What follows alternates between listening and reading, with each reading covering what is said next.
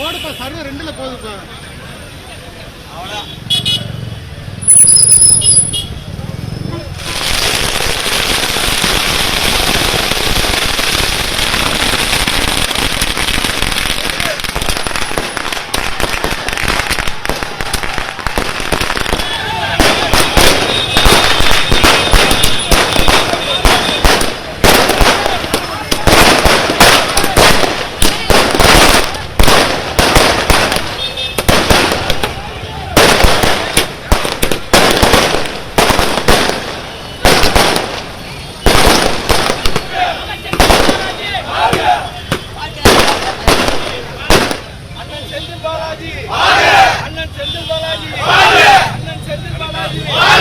Feel பண்ற அதான் உண்மைக்கும் நேர்மைக்கும் உழைப்புக்கும் தர்மத்துக்கு கிடைத்த வெற்றியா நினைக்கிறோம்.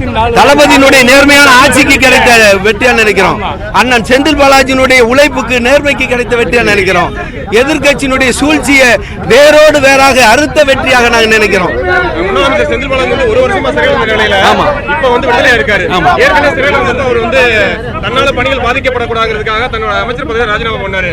மீண்டும் அவருக்கு அமைச்சரோட பதவி கிடைக்கிறீங்களா? நீங்க எப்படி ஃபீல் பண்றீங்க? கண்டிப்பா மீண்டும் அவர் வந்து பன்மடங்கு அமைச்சர் பதவி வரணும்.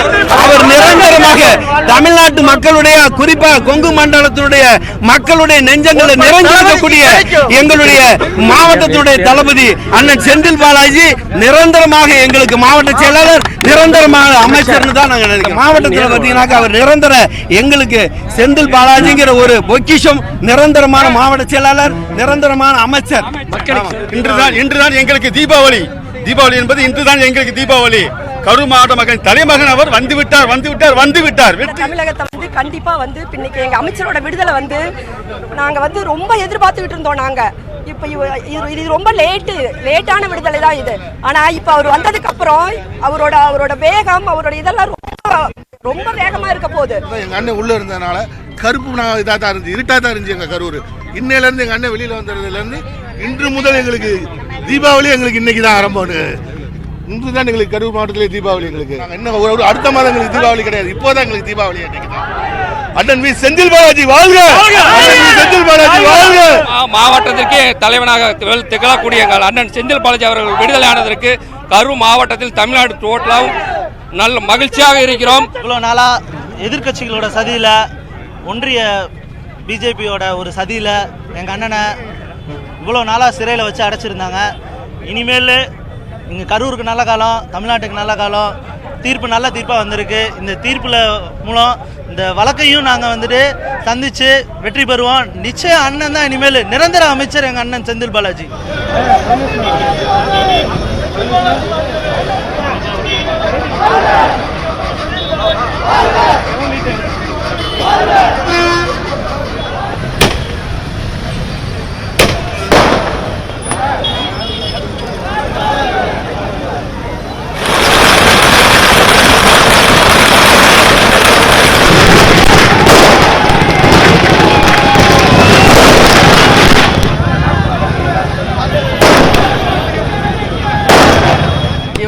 உள்ள இருந்து 1.5 வருஷ காலம் இன்றைக்கு வந்து விடுதலை ஆகிறது கரூருக்கே ஒரு திருவிழா மாதிரி.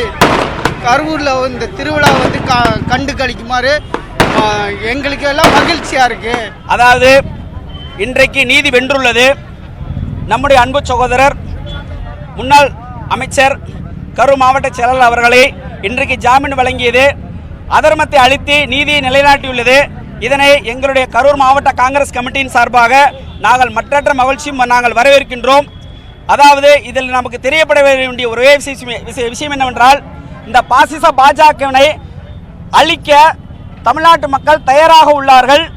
அதே போல இந்தியா கூட்டணி வருகின்ற காலங்களில் இந்த பாஜகவினுடைய பாசிச அதாவது மதவாத கட்சியினை ஒழித்து தமிழ்நாட்டு மக்களை இந்தியாவே காக்க இந்த இந்தியா கூட்டணி பாடுபடும் என்பதனை எங்களுடைய கரூர் மாவட்ட காங்கிரஸ் கமிட்டியின் சார்பாக நாங்கள் தெரிவித்துக் கொள்கிறோம்.